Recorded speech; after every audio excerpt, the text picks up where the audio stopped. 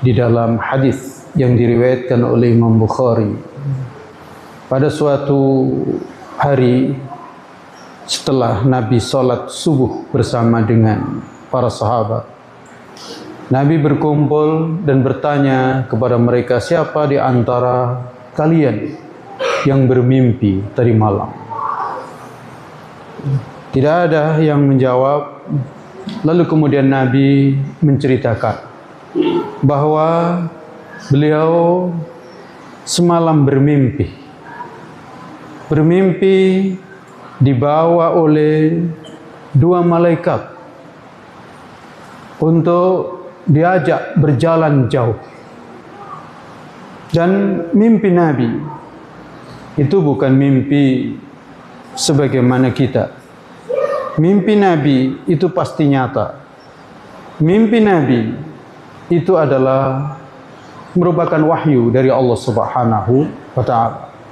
Karena di antara cara Nabi mendapatkan wahyu, salah satu di antaranya adalah dengan mimpi. Nah, Nabi dibawa oleh dua malaikat dalam perjalanan yang jauh hingga datang di suatu tempat. Di situ ada seorang lelaki yang sedang berbaring dan ada satu lagi lelaki yang sedang tegak membawa batu besar, dan batu itu dilemparkan kepada lelaki yang sedang berbaring itu. Maka kepalanya hancur dan batu itu menggelinding jauh sekali. Lalu kemudian kepala itu yang hancur itu kembali utuh lagi. Lalu batu itu kembali lagi juga mengejarnya dan memukulnya, dan kepala itu hancur lagi. Begitu berulang kali. Nabi kaget. Nabi terhenyak, subhanallah. Mahadan. Maha suci Allah. Apa ini? Tapi dua malaikat yang membawanya segera mengatakan, intolik, pergi, tinggalkan mereka. Lalu Nabi bersama dengan malaikat pergi. Sehingga tiba di suatu tempat. Di situ ada lelaki juga yang disiksa oleh lelaki lainnya. Mukanya itu yang sebelah kanan ditarik ke sebelah kiri, dan yang sebelah kiri ditarik ke sebelah kanan, sehingga rusak muka itu. Nabi pun terhenyak lagi, subhanallah, apa ini? Malaikat yang membawanya juga kemudian mengatakan, intolik, pergi, tinggalkan. Dan Nabi pun pergi.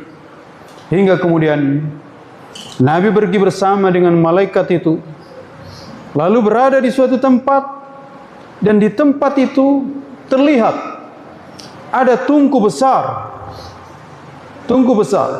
dan terdengar di dalam tungku itu orang menjerit, orang dalam kondisi gaduh.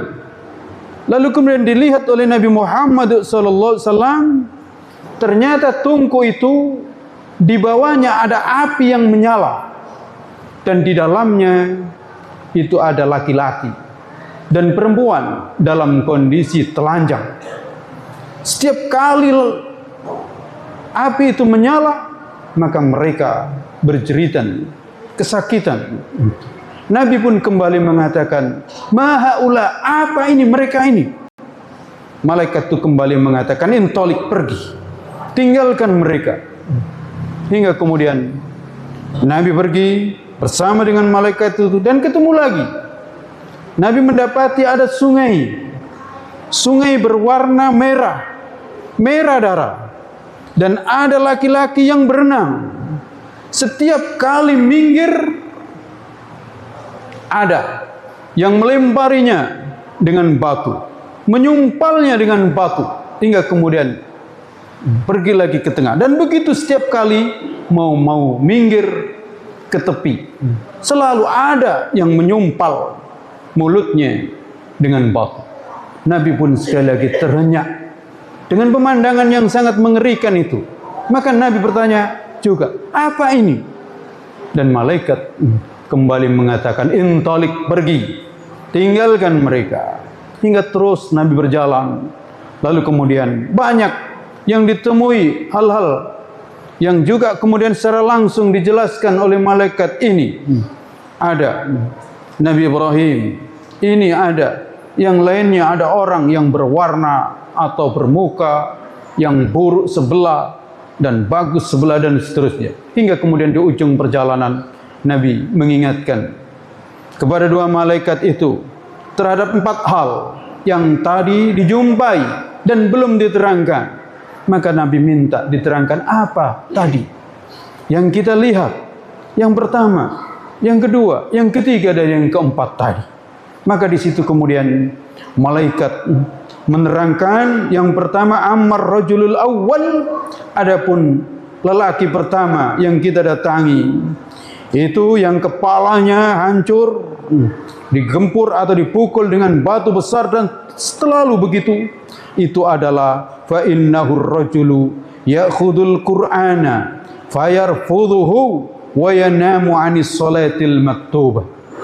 Yang pertama itu adalah orang yang mengambil Quran, orang yang belajar Quran, orang yang menghafal Al-Quran, tapi ternyata kemudian dia tinggalkan, dia tidak pelajari lagi, dia tidak baca lagi, atau dia mempelajarinya tetapi tidak mengamalkan.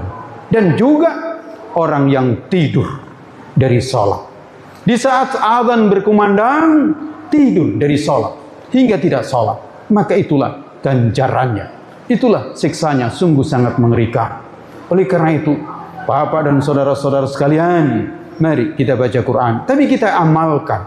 Bayangkan, membaca Al-Quran tapi tidak mengamalkannya, maka siksa yang didapatkan. Tentu apalagi yang tidak belajar Al-Quran dan tidak mengamalkan Al-Quran. Termasuk juga yang tidak sholat karena tertidur. Orang yang tidak sholat karena tertidur tetap disiksa, tidak ada alasan.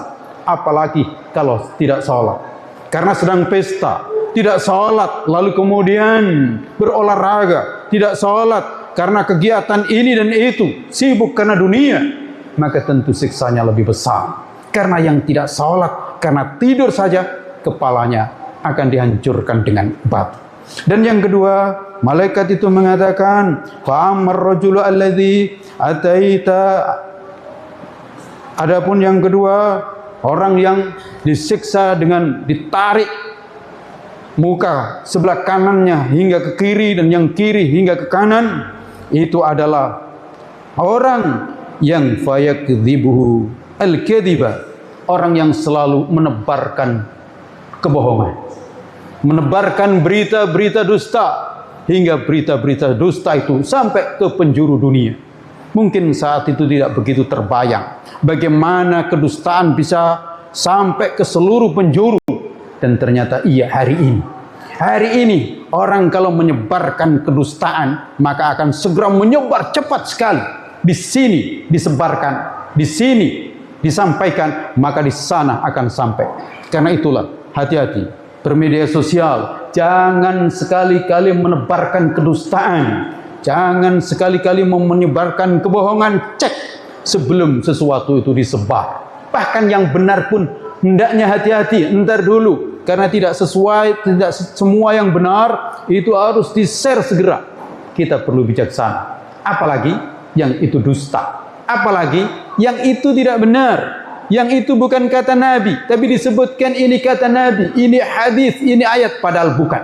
Maka jangan sekali-kali kita ikut-ikutan menebar berita-berita dusta yang itu akibatnya sangat besar. Bukan hanya di dunia, tapi nanti di akhirat, sehingga wajahnya ditarik ke kanan dan ke kiri. Adapun yang ketiga, orang-orang yang berada di tungku besar sedang dibakar dari bawah, ternyata itu adalah para pezina ketika di dunia. Laki-laki dan perempuan yang berzina, maka itu nanti ganjarannya. Dibakar dari bawah, dimasukkan ke dalam tungku, seakan-akan direbus, tapi itu tidak ada air di dalamnya. Dan betapa memang sangat mengerikannya. Dan yang keempat disebutkan orang yang berenang di sungai darah, Setiap kali minggir lalu dikasih batu besar, disumpal mulutnya. Ternyata itu adalah para pemakan riba. Waspada, para rentenir. Segera berhenti. Dan tentu saja juga kita semuanya jangan sampai terlibat rentenir. Uang-uang yang haram itu ternyata semuanya sungguh sangat membahayakan dalam kehidupan kita di dunia dan dalam kehidupan kita di akhirat. Mari kita selalu mengikuti ajaran Islam, ajaran yang sudah disampaikan dan diberikan oleh Nabi Muhammad SAW. Ingat, dengan ajaran Islam itulah kita akan selamat. Bila kita tidak mengikuti ajaran Islam, maka terancam kehidupan kita di dunia dan di akhirat.